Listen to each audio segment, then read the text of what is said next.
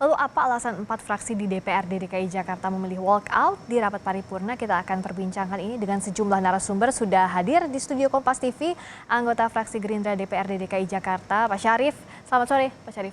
Selamat sore, Assalamualaikum. Waalaikumsalam warahmatullahi wabarakatuh. Dan lewat sambungan Zoom sudah bergabung Wakil Ketua Fraksi PPSI DPRD DKI Jakarta, Justin Adrian. Bung Justin, selamat sore. Selamat sore, Mbak. Dan juga Ketua Fraksi PDIP DPRD DKI Jakarta, Gembong Warsono. Pak Gembong, selamat sore.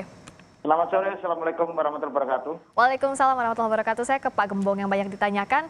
Kalau PSI dan ada 4 fraksi yang walkout, kalau PDIP yang biasanya mengkritik pemerintah tidak memutuskan walkout, menerima P2 APBD, alasannya?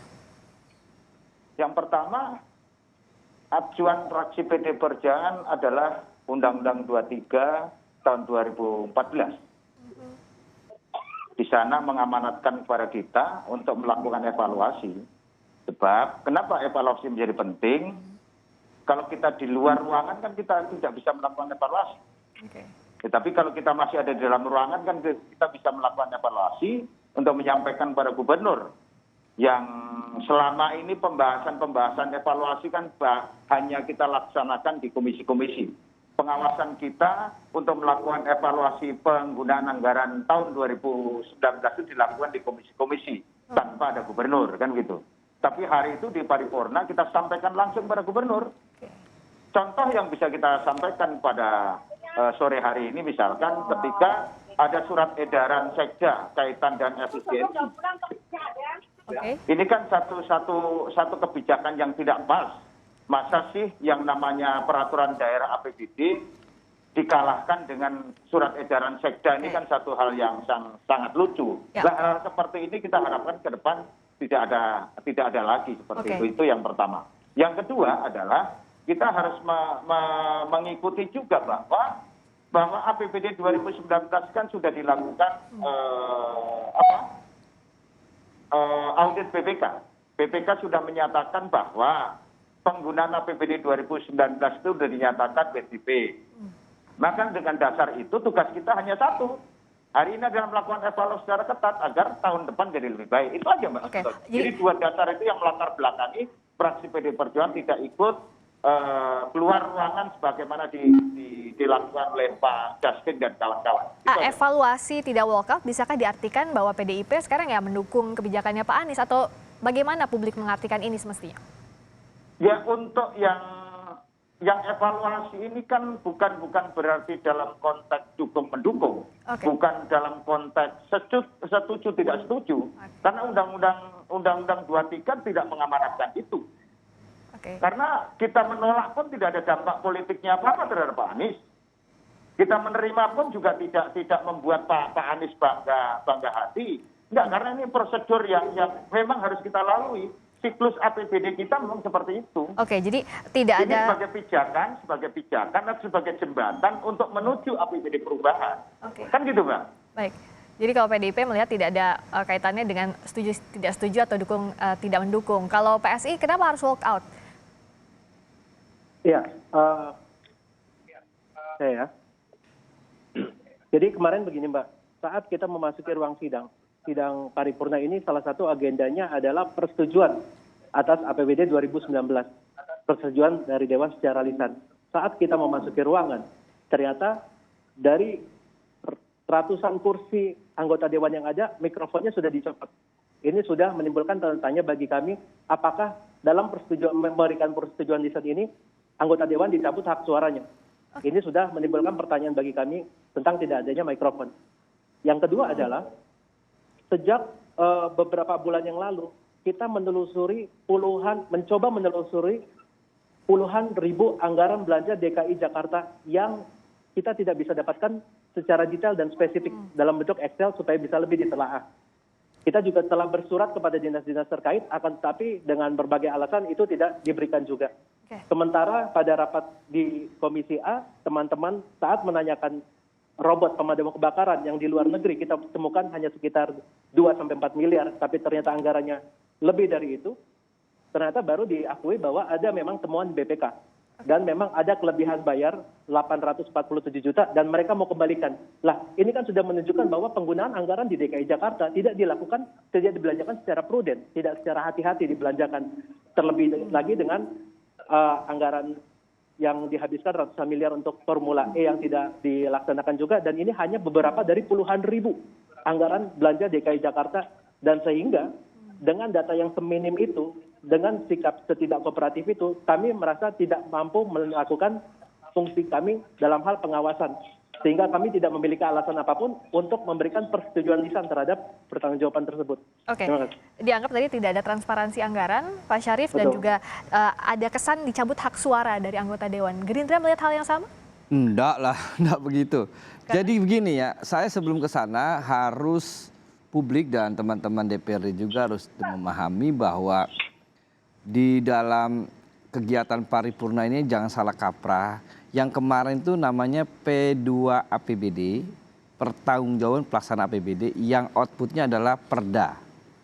Sebelumnya, di bulan sebelumnya itu ada LKPJ. Outputnya adalah rekomendasi, hanya dalam bentuk rekomendasi. Nah, yang P2 APBD dan LKPJ sesuai dengan Pak Gembong tadi tidak diatur menolak dan menerima. Jadi kalau disebut penolakan Pak Gembong tidak ada dampaknya. Tapi saya ingin katakan loh, ada kok Pak Anies senang. Pak Anies senang diterima Sampai pakai pantun terakhir. PDIP menerima paripurna itu, kemudian juga menjadi peraturan daerah. Nah, tapi gini Mbak, di dalam dinamika yang terjadi kemarin kan bukan sekedar soal undang-undang. Kalau kalau kita baca tadi undang-undang Pak Gembong, bukan sekedar soal undang-undang, bahwa sepertinya PSI juga tahu mungkin ya bahwa ini adalah tidak ada diatur dalam undang-undang. Kalau melihat dinamikanya, kita melihat ada persoalan reses, ya, tidak diakomodir. Kemudian ada cash soal belanja yang markup katanya. Saya ingin katakan bahwa itu adalah cash-cash yang terpisah dari persoalan P2 APBD. Jadi soal damkar ya, ada belanja yang markup, itu sudah ditindaklanjuti dan ada komitmen mengembalikan, selesai. Pun reses lagi, saya ingin jelaskan. Reses itu siklusnya APBD-nya nggak ketemu. Kalau dituntut reses itu harusnya untuk APBD 2021. Karena apa? Reses itu dilaksanakan dalam setahun 3 kali. Reses yang 2019 kita dilaksanakan di akhir bulan November ketika penyusunan RKPD sudah selesai. Nah, bulan Januari sudah berjalan APBD 2019 ya. Kemudian reses berjalan. Sekarang kita masuk tahun 2020. Seharusnya dipertanyakan reses untuk tahun 2021.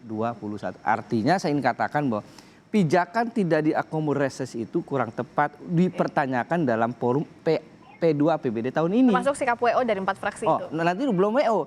Kalau WO saya tidak ingin komentar ya, karena itu adalah sikap politik yang tidak patut dikomentari, tidak patut dicampur menjadi urusan internal. Tetapi kalau membahas dan mengkaji dinamika dan reasoning saya bisa komentar. Pijakan-pijakan tadi. Iya, saya bisa katakan itu lemah. Tapi kemudian dilakukan sikap wall out, ya menjadi urusan kita hormati sikap politik itu, dan saya tidak ingin campur urusan. Tapi reasoningnya dianggapnya lemah kalau dari Pak Syarif.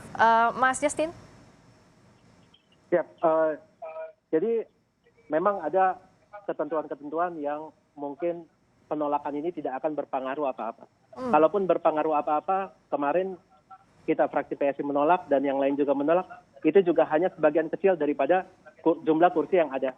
Tapi tidak apa-apa, walaupun kita tidak berada dalam poros yang bisa menentukan arah kebijakan, akan tapi publik bisa menilai sikap politik kita yang bila mana ada anggaran-anggaran yang mencurigakan, yang bila mana kita tidak mendapatkan data-data yang lengkap, memang kita tidak bisa menyetujui. Tapi dianggap reasoningnya tadi lemah, Mas Justin? Enggak juga, Mbak. Sebenarnya alasan PSI jelas, karena data-data yang kita miliki tidak lengkap, kita sudah melakukan daya upaya untuk mendapatkan data-data yang lengkap, akan tapi tidak diberikan juga, dan ada indikasi-indikasi kejanggalan juga, sehingga kita tidak melihat alasan apapun untuk menyetujui secara lisan penggunaan APBD 2019 itu. Oke. Saya ingin bantu sedikit ya. Jadi kegelisahan, kekecewaan dari PSI bersurat bla bla, saya ingin mengajak teman-teman PSI bahwa DPRD itu adalah sebuah institusi yang diatur dalam tata tertib, ada ketatausahaannya. Jadi tidak bisa di fraksi bersurat, tidak bisa. Harus ketua DPRD bersurat kepada Pemprov.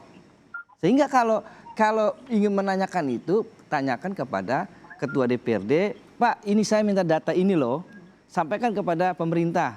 Saya tunggu ya 2 minggu, nanyai kepada ketua DPRD.